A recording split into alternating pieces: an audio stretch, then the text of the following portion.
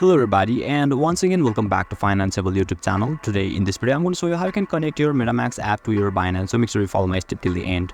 First thing first, I assume that you have already downloaded the Metamask app and already logged in, and now right after that you will be able to see the interface or dashboard of the Metamask apps on in the screen, where you can see the Ethereum main network at the top of this dashboard. So simply tap on that option, and now you can see the add network option at the bottom of this screen, so simply select that one.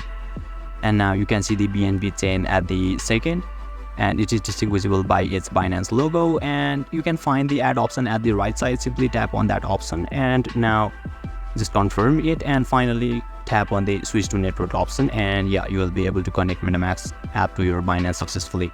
So basically this is how you can connect your Metamask app to Binance. And if you still encounter any issue during this process, feel free to leave a comment and I'll be happy to assist you. If you found this video helpful, please give it a thumbs up, and if you are new to this channel, make sure to hit the subscribe button and set the bell icon on so that you can stay updated with our latest content.